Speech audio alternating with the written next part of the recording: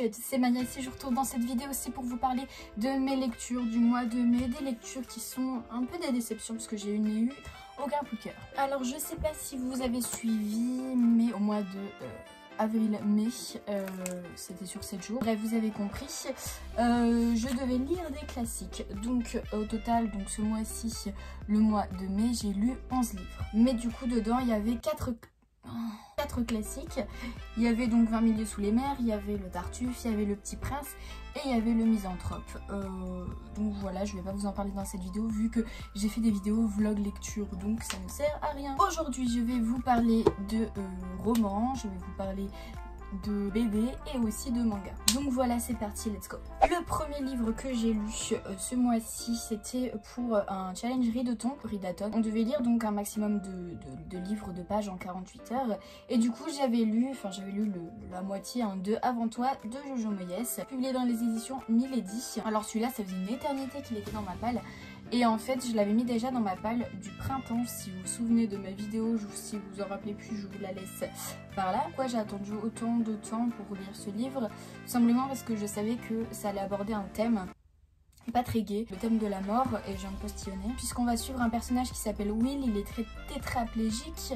Et en fait, il veut en finir puisque avant il était hyper actif, il faisait énormément de choses. Pour lui, il vivait sa vie mais à fond. Et en fait, depuis son accident, il est cloîtré dans son fauteuil roulant et il ne peut plus rien faire. Et du coup, tout ce qu'il veut, c'est mourir, être euthanasié. Et sa mère, à Will, qui s'appelle je ne sais plus comment, embauche donc Lou, qui est notre personnage principal, celle qui va raconter cette histoire. Donc elle embauche Lou pour être un peu, pas une aide-soignante, mais un peu une meuf qui est payée pour parler avec Will. Au début, leur relation va être un peu compliquée parce que Will va pas du tout l'aimer, Will va un peu la juger, va faire en sorte qu'elle parte le plus vite possible puisqu'il a pas envie de s'attacher à quelqu'un. Et en fait, Lou, hyper persévérante, j'adorais ce personnage d'ailleurs, elle va faire en sorte de créer une relation avec Will et ils vont vraiment devenir hyper proches et voilà. Je vous en dis pas plus, tout ce que je vous ai dit c'est ce qui est résumé dans la 4e. Le fait que Will veuille mettre fin à ses jours, c'est un peu gênant qu'il soit mis dans le synopsis, dans le sens où ça on l'apprend pas dès le début du livre, même si on peut s'en douter parce que Will n'a plus goût à la vie, il n'est en aucun cas mentionné qu'il souhaite mettre fin à ses jours au début du roman, donc c'est un peu un spoil quoi qu'ils ont mis dans le synopsis parce que ouais, ça aurait été mieux de le découvrir en même temps que Lou, mais bon, enfin bref, du coup, moi je vous dis juste ce qui est écrit dans la 4e, voilà. J'ai adoré le personnage de Lou parce qu'elle est hyper forte, elle est drôle, elle est originale, elle se laisse pas faire, et c'est pas le genre de fille qu'on retrouve partout dans les romans qui est chiante, qui est... Je prends l'exemple de Clary, je prends l'exemple de Bella, ce genre de filles insupportables qui veulent tout le temps tout bien faire, tout ça. Lou a beaucoup de ratés dans sa vie, il faut se l'avouer. D'ailleurs, elle s'est fait pas virer, mais son ancien café là où elle travaillait a fermé, donc du coup elle se retrouve au chômage, sa famille est pauvre, elle a plein de galères quand même dans sa vie, elle a un petit copain, mais leur relation est un peu particulière, enfin bref, du coup j'ai adoré ce personnage. Will aussi est hyper attachant au fur et à mesure des pages, on s'attache vraiment beaucoup à lui, et c'est ça qui est top, limite ce livre on n'arrive plus à le reposer tellement il est incroyable et qu'on a envie de savoir ce qui va arriver à nos personnages. Donc voilà, je vous en dis pas plus, mais c'était le meilleur roman que j'ai lu ce mois-ci. Ensuite, une grosse énormissime déception, il s'agit du tome 2 de la saga Les Sorts de Cass Morgan, publié dans les éditions Robert Laffont collection R.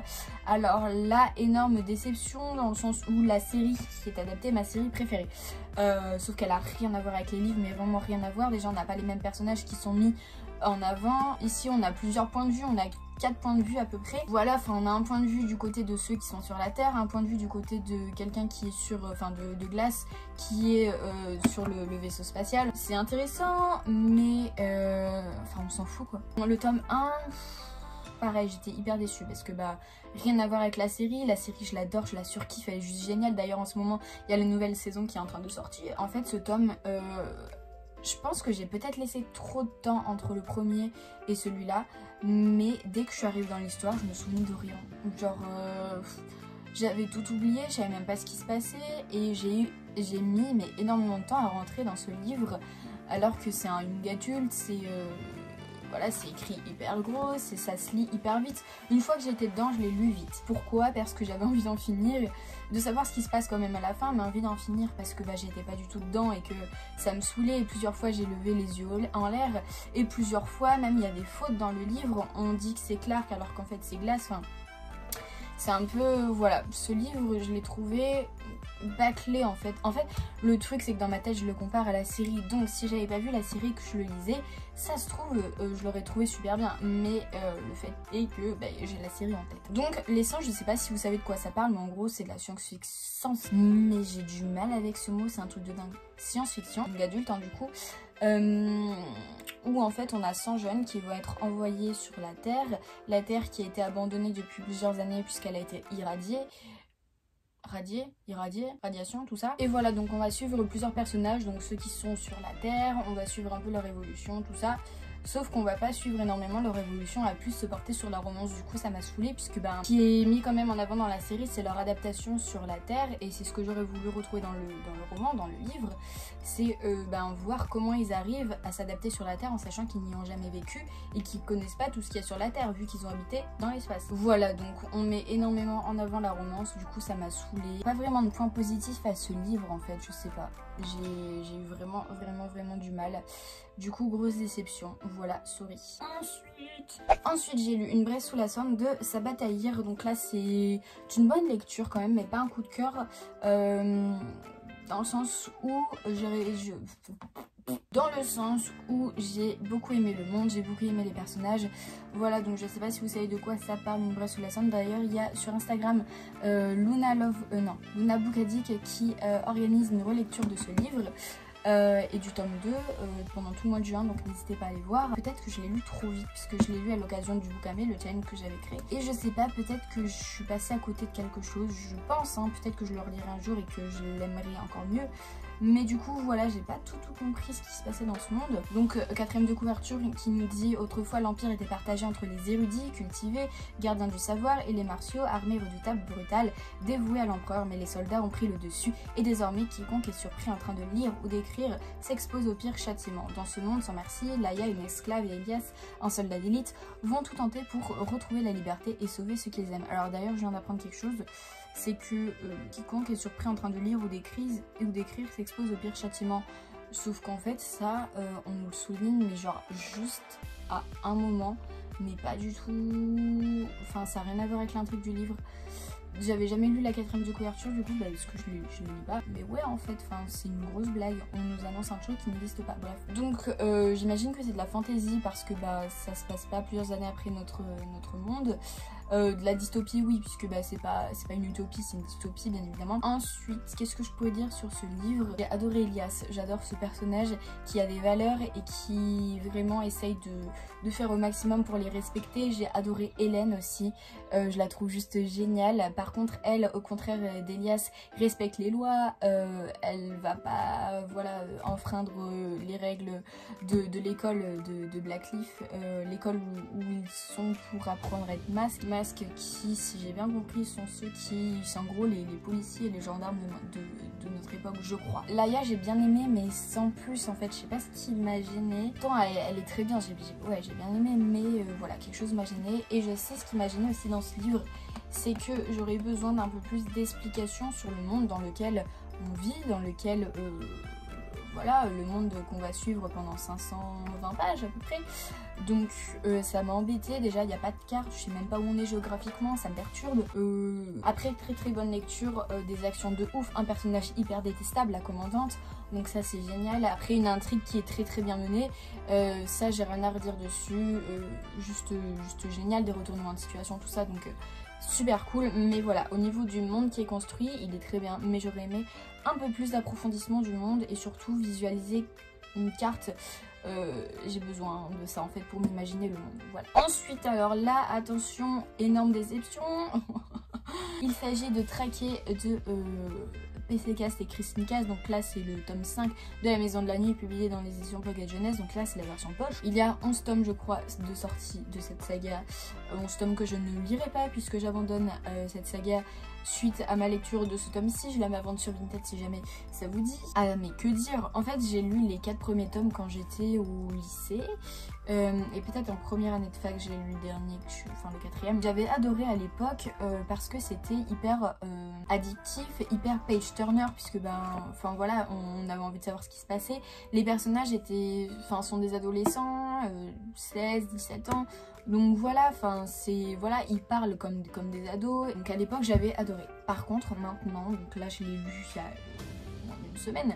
Enfin je l'ai fini il y a moins d'une semaine puisque j'ai quand même mis une semaine pour lire un livre de 350 pages. J'ai pas vraiment d'explication, juste que en fait ça m'a saoulée.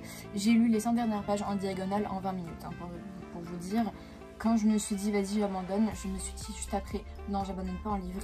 Et en fait j'ai lu les 100 dernières pages en 20 minutes pour savoir ce qui se passait et pour pouvoir dire que j'ai terminé quand même ce livre. J'ai compris quand même ce qui se passait à la fin, mais rien d'exceptionnel, on avait quand même tout deviné, hein, donc le souci de ce livre c'est aussi le personnage principal que j'adorais avant et que maintenant elle m'insupporte. Zoé, tout début elle était humaine, elle devient vampire, tout ça, et finalement elle a des pouvoirs hyper magiques que certains n'ont pas, puisque elle est la protégée de la déesse Nyx, la déesse des vampires que tout le monde adore, voilà, tout ça. Et en fait, Zoé est une nymphomane dans le sens où elle a un nombre incalculable de mecs, c'est pas possible, genre elle en a plusieurs à la fois, ça dérange personne. Du coup voilà, ça m'a saoulée parce que elle est insupportable et on se concentre beaucoup trop sur la romance qui des fois n'existe même pas, enfin c'est trop relou en fait, c'est vraiment, ça me correspond plus du tout cette lecture, enfin cet univers.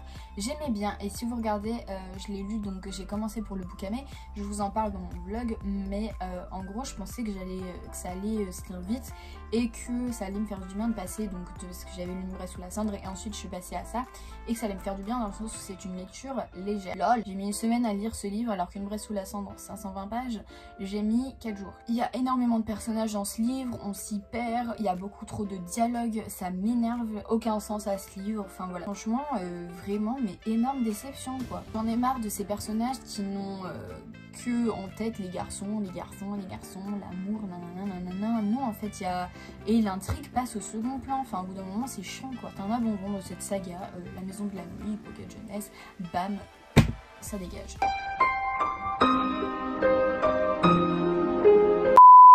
On passe donc au manga et ce mois-ci, enfin il y a 2 jours, j'ai lu Anayori Dango, donc de Yoko Kamio. Je lis pratiquement jamais de manga. J'ai lu qu'une seule série de manga dans ma vie, c'était les Killari de je ne sais pas qui, que j'adorais à l'époque. Voilà, en me promenant sur Vinted, puisque maintenant j'essaye d'acheter mes livres en occasion, c'est mieux pour la planète, c'est mieux pour mon porte-monnaie surtout. Je suis tombée sur Anayori Dango. Il faut savoir que j'avais vu le drama japonais il y a des années et je l'avais revu une autre fois il y a 3 ans à peu près, et j'adore cette histoire. J'avais vu même le drama coréen, j'ai vu le drama chinois, enfin voilà, cette histoire est juste formidable, et j'ai vu ce livre, je me suis dit ouais il me le faut absolument, en plus il était pas cher, donc je le prends direct et j'ai adoré, c'est hyper mignon, c'est oui dans le sens où le personnage principal il est hyper mignon, et j'adore aussi le personnage de Domyoji Tsukasa. En fait on est dans un lycée de riches et il y a donc notre personnage principal Tsukuchi qui arrive, et elle du coup elle est pauvre et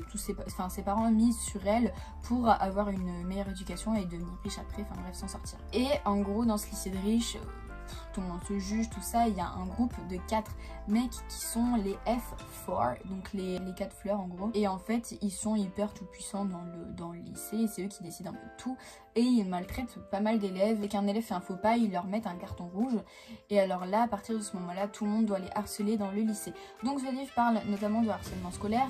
On va suivre Tsukushi qui va faire un faux pas, et surtout les pauvres, donc évidemment ça attise les riches qui vont déferler leur haine dessus. Donc Tsukushi ressent un carton rouge et en fait tout le lycée va se mettre contre elle, et surtout le F4 et surtout le personnage de Domyoji qui est là, donc Tsukasa. Tsukushi va pas se laisser faire et elle est hyper forte, tout ça, donc elle va les envoyer chier, elle va surtout envoyer chier Tsukasa.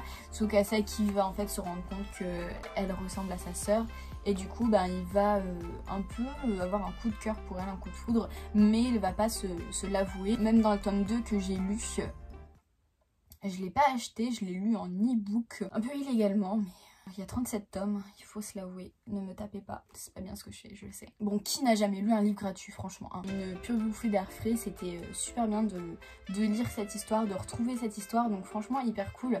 J'aime beaucoup les dessins, alors je vais vous en montrer quelques-uns. Je vais vous montrer surtout un dessin de Dom Yoji, qui a des cheveux particulièrement particuliers. Et on a aussi un autre personnage qui est important, c'est le personnage de Rui.